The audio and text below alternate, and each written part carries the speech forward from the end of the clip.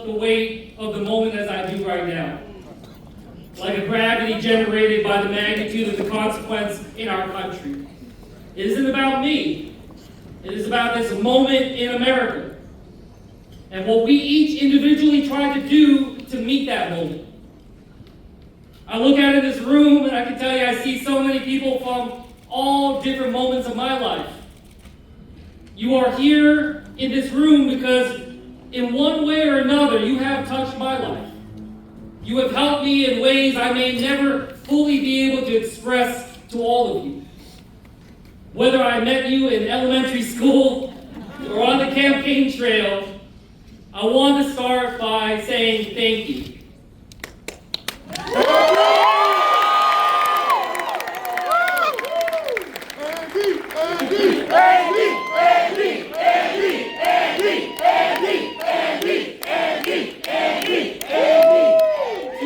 I want to start with my congressional team.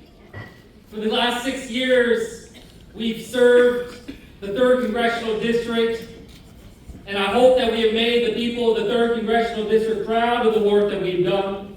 We have a team of incredible public servants of all different ages, everyone working together, many of them here, and I just have to say how proud I am of that team.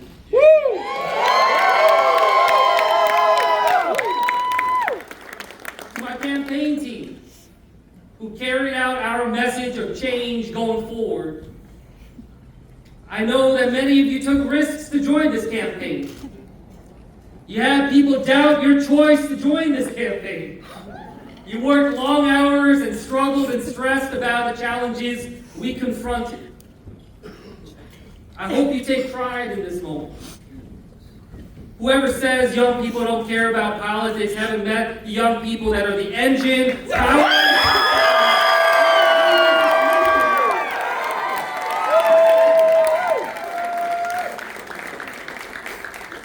and to our supporters, look what we've accomplished. By most standards of what is possible, this moment right now should not be occurring. A year ago, 6 years ago, few believed we could show that what we could accomplish. That we showed that politics isn't some exclusive club just for the well-off and the well-connected. Right. That we built something that epitomizes the grassroots. I hope this experience has brought you closer to understanding the essence of our democracy, that you have a deeper understanding of what it means to be a citizen of this great country, and that you feel empowered.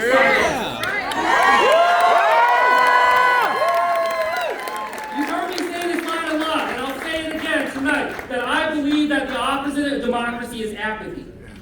And by extension, I hope that you see our campaign as a means of being the opposite of that helplessness. I hope this moment is every bit as meaningful for you as it is for me. I want to say thank you to my family. My parents and my sister are here, who gave me the grounding in service and purpose that powers me every day. To my wife, Cammie.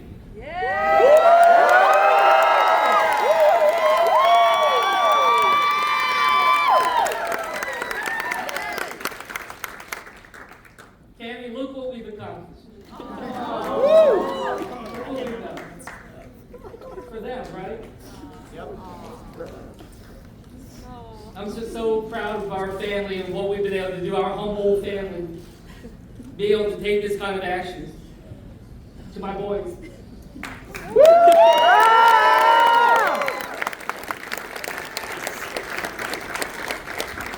I'm proud of the two of you.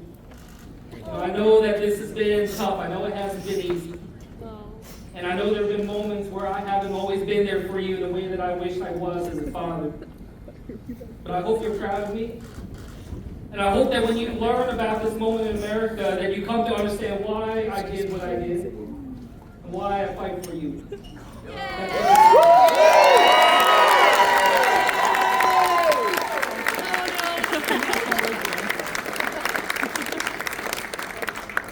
I chose this hotel for a particular reason.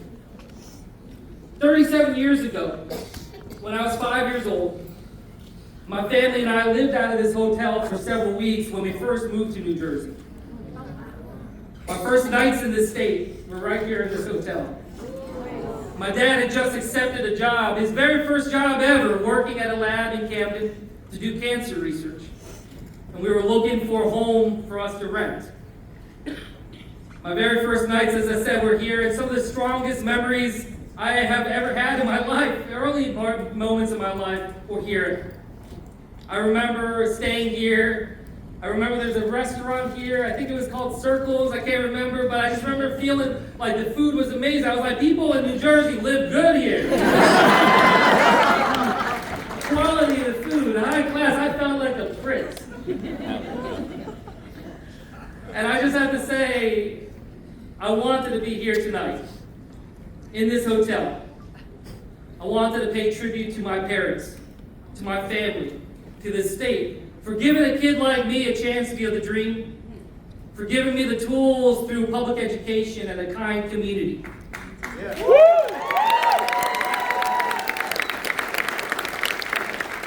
It wasn't easy initially. We had no family to lean on here, no friends to help us get started, but New Jersey welcomed us. I wanted to return here tonight to give perspective. For my parents, this hotel was an important step in achieving the American dream and then ultimately giving back to this state. My parents taught me something I'll never forget. They taught me to love America. I revere this country. I am in awe of America. When I worked at the White House, I've shared this story before, when I worked at the White House, I had a pair of black, pristine leather shoes that I would only wear whenever I was asked to go into the Oval Office. I wanted to treat that room different. I wanted to remind myself that I'm part of something bigger than all of us. And it's because of my reverence for this nation that it also pains me to our core to see the struggles that we are going through. That we aren't just having policy debates and fights, but instead the very foundation of our democracy is rendered fragile.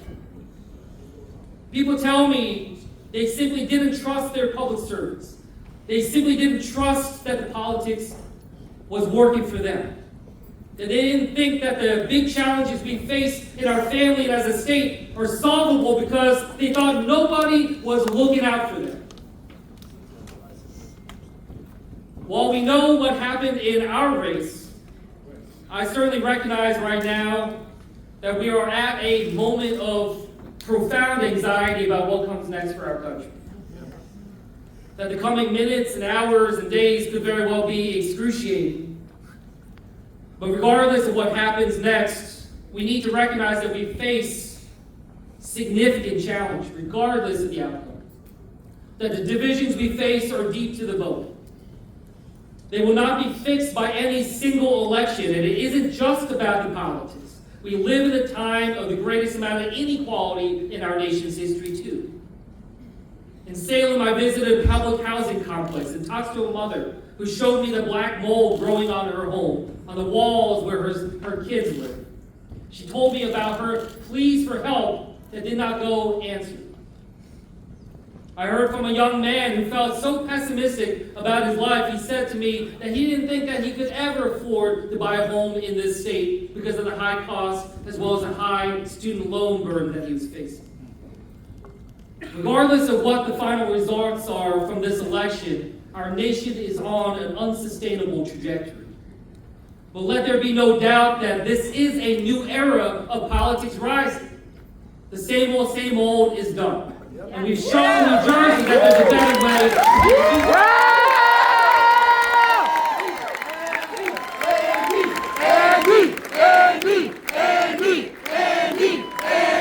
It isn't just about New Jersey either. We've shown the country that there's a better way to be able to do this. It could mean a politics that lifts people up, that gives people hope, that delivers for everyone. It could mean a politics that changes the trajectory of our nation and builds a brighter future. I'd like to put forward a challenge to us all. In a little over a year, we're going to be celebrating our 250th anniversary as a nation. as a democracy. Let us use that extraordinary milestone as a moment of healing. Let us change this trajectory that we find ourselves on. In the same way that I reflect on my family's start in this very hotel, let us reflect upon the first principles of our nation and put forward a renewed vision. Let us use the 250th anniversary to be a reminder of the greatness of America. That the greatness of America is not what we take from this country, but what we give back. It is what we pass down as I look to my parents and as I look to my two boys. The hope I give for the same opportunities and the certainty that my parents gave us when we first came to this hotel nearly 40 years ago. And we should use the 250th anniversary to make major investments in our country and our democracy, like supercharging civics education, like building a national service program, investing in civic organizations and community groups about rebuilding the architecture of community that has decayed in our nation, with the goal of breathing new life into a meaning of patriotism. This challenge is a reminder that today, that Election Day is the starting line, not the finish line. What we built isn't just a campaign, we have built a movement. A movement to fix broken politics. A movement that does not end with the election tonight, but it does not diminish with the votes ending. It's a movement that helps our nation heal by reminding us that we have more in common than what separates us. It's one that can put service at the center of our citizenship, giving everyone a chance to give back and be part of something new. It's one that can lift up the knowledge of our citizenry to ensure we are informed to make decisions, and also remind people that public service is something we should be proud of, aspire to, and not diminish.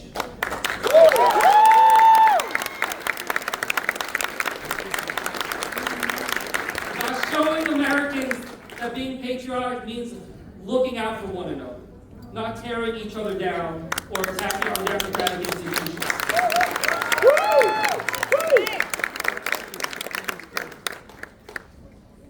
I approach this moment with the utmost humility. As I prepare to take on this job, a job that only 2,000 Americans in the history of this country have ever had the honor to do. Out of approximately 600 million people who have ever been called Americans, to be able to step up and have this opportunity. Of the over 120 years of Koreans being in America, that I can add a chapter that hasn't been written before.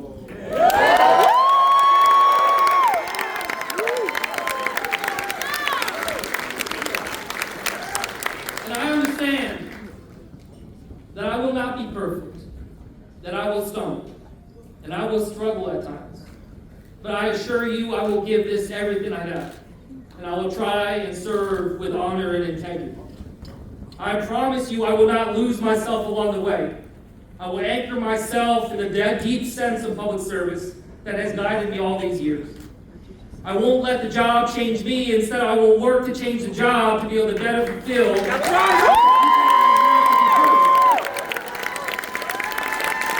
the change of broken politics that has decayed our nation. And I hope to represent everyone in this state. Whether you voted for me or not, I serve you. And I hope to bring back meaning to that phrase, public service. The way I see it, is I am now dedicating the rest of my service to this nation to address one singular question, which is how do we heal this country? I do this for my boys, for Austin and August, who deserve more than I could ever create. We do this for your kids and your grandkids, because what is the point of our time on this planet if we take more than we give? I thank you not just for being with me on this journey, but for being with me on the journey ahead. What started in living rooms in Burlington and Ocean counties, and rooms, convention halls in Monmouth and Hunterdale, has become the strongest grassroots mobilization New Jersey has ever seen. And from a movement that nobody believed would win, to one one that is bringing my voice, your voice, to the highest levels of our great democracy. I just have to say how incredible of an experience this is. And I want to ask you, are you proud of what we built? Let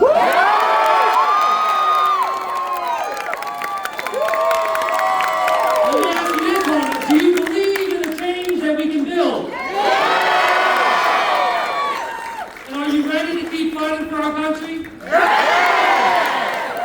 And I thank you from the bottom of my heart for this incredible honor.